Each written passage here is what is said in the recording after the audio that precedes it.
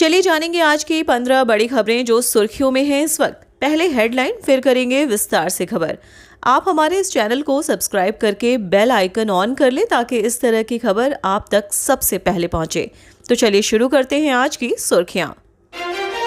चुनाव आयोग बिहार के बाद अब देश भर में होगा वोटर वेरिफिकेशन। तेज प्रताप ने कर दिया खुलासा, किस पार्टी से लड़ेंगे चुनाव, सीट का भी किया चयन।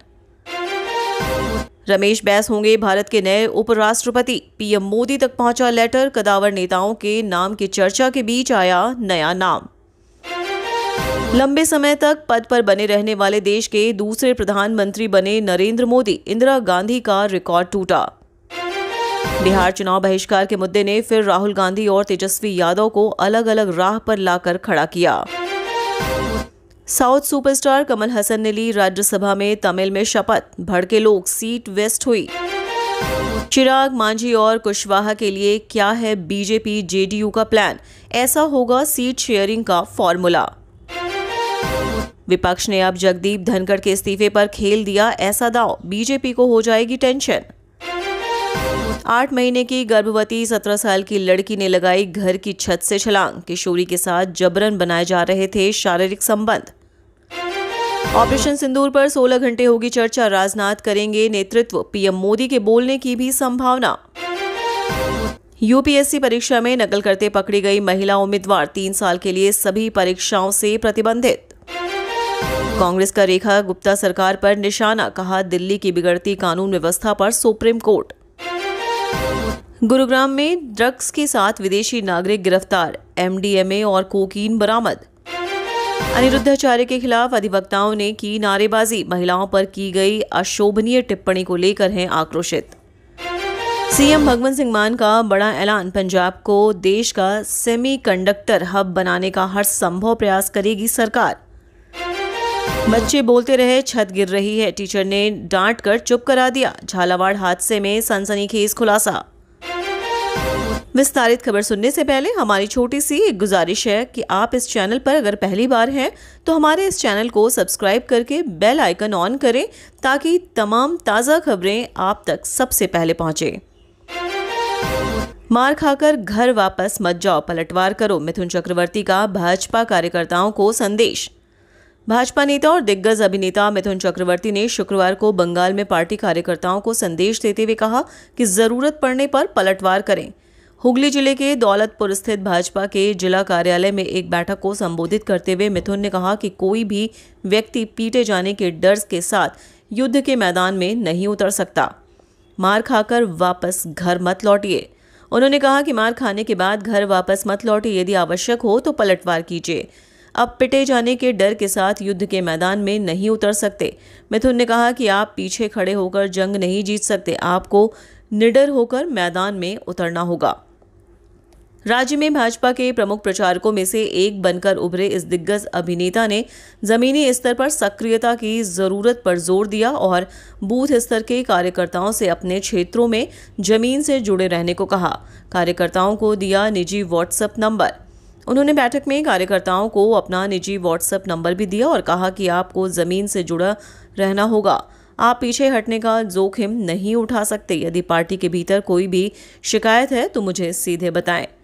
ये टिप्पणियां 2026 के विधानसभा चुनाव से पहले अपने आधार को मजबूत करने की भाजपा की कोशिश को दर्शाती है। उन्होंने आरोप लगाया कि तृणमूल कांग्रेस सरकार महिलाओं को बुनियादी सुरक्षा प्रदान करने में विफल रही है और भ्रष्टाचार से ग्रस्त है। उन्होंने कहा कि अब समय आ गया है कि जनता और हमारे कार्यकर्ता जवाबी कार्रवाई करें। टीएमसी ने किया पलटवार। दूसरी ओर तृणमूल कांग्रेस ने उनकी टिप्पणियों को फिल्मी डायलॉग बताते हुए खारिज कर दिया और कहा कि लोकतांत्रिक राजनीति में इस तरह के उकसावे के लिए कोई स्थान नहीं है। तृणमूल के प्रदेश उपाध्यक्ष जयप्रकाश मजूमदार ने कहा कि बंगाल हिंसा भड़कने वाली ऐसी राजनीति को स्वीकार नहीं करता। आपको मालूम हो कि मिथुन ने एक दिन पहले ही गुरुवार को दावा किया था कि अगर बिहार की तरह बंगाल में भी गहन सत्यापन के बाद मतदाता सूची से फर्जी मतदाताओं को हटा दिया जाए तो सत्तारूढ़ तृणमूल कांग्रेस आगामी विधानसभा चुनाव में 70 सीट भी नहीं जीत पाएगी। पीएम मोदी पर सीधा अटैक, अपनी गलती का कबूल, राहुल गांधी की बदली हुई रणनीति समझ लीजिए। कांग्रेस सांसद और लोकसभा के नेता विपक्ष राहुल गांधी ने शुक्रवार को प्रधानमंत्री नरेंद्र मोदी पर फिर से डायरेक्ट अटैक शुरू किया। उन्होंने पीएम मोदी पर आरोप लगाया कि वो सिर्फ दिखावा करते हैं और उन्हें कोई सब्सटेंस नहीं है। दिल्ली की तालकटोरा स्टेडियम में आयोजित एक कार्यक्रम में कांग्रेस नेता ने प्रधानमंत्री के बारे में दावा किया कि उन्हें बहुत ज्यादा महत्व दिया गया है। राहुल की माने तो उन्हें पीएम मोदी के साथ 2-3 बार मिलने और उनके साथ एक ही कमरे में बैठने का मौका मिला और इस दौरान उन्हें मालूम हुआ कि प्रधानमंत्री कभी भी बड़ी समस्या नहीं थे। वो पीएम मोदी को लेकर बोल गए कि दम नहीं है। भागीदारी न्याय सम्मेलन में सरकार पर अटैक। कांग्रेस के वरिष्ठ सांसद ने पार्टी की भागीदारी न्याय सम्मेलन के कार्यक्रम में कहा कि पीएम मोदी के बारे में कोई हवा नहीं है। मीडिया ने उन्हें आवश्यकता से अधिक बढ़ा चढ़ाकर दिखाया। इस दौरान कांग्रेस नेता ने केंद्र सरकार पर भी निशाना साधा और कहा कि भारत की नौकरशाही में वंचित और हाशिए पे रहने वाले लोगों का प्रतिनिधित्व कम है। वे बोले, दलित, पिछड़े वर्ग, आदिवासी और अल्पसंख्यक मिलकर देश की लगभग 90% आबादी हो जाते हैं, लेकिन जब बजट बनने का बाद हलवा बांटा गया तो इस 90% का प्रतिनिधित्व करने वाला कोई नहीं था। यह 90% जनसंख्या ही देश की उत्पादक शक्ति है। जाति विभाजक की राजनीति पर राहुल का जोर। राहुल गांधी ने आगे कहा कि हलवा आप लोग बनाते हैं, लेकिन इसे वे लोग खाते हैं। हमारा ये नहीं कहना है कि उन्हें हलवा नहीं खाना चाहिए, लेकिन कम से कम आपको भी तो कुछ मिलना चाहिए। तेलंगाना में कांग्रेस सरकार के डेटा का हवाला देते हुए उन्होंने कहा कि SC, ST और OBC समुदाय के लोगों को तेलंगाना में कई लाख और कई करोड़ के सैलरी पैकेज नहीं मिल रहे हैं, क्योंकि वे कॉरपोरेट संस्थाओं और उनके मैनेजमेंट का हिस्सा नहीं है। वे बोले, दूसरी ओर अगर हम मनरेगा मजदूरों या गिग वर्कर्स की लिस्ट देखें तो वे पूरी तरह से SC, ST और OBC समुदाय के लोगों से बनी है। राहुल गांधी ने जाति जनगणना पर गलती मानी। उन्होंने कहा कि मुझे अफसोस है कि अगर मुझे आपके इतिहास, आपकी समस्याओं के बारे में थोड़ा और पता होता तो मैं उसी समय एक जाति जनगणना करवाता। ये कहते हुए कि यह उनकी गलती थी, पार्टी की नहीं। राहुल गांधी ने कहा कि वे इसे सुधारने जा रहे हैं।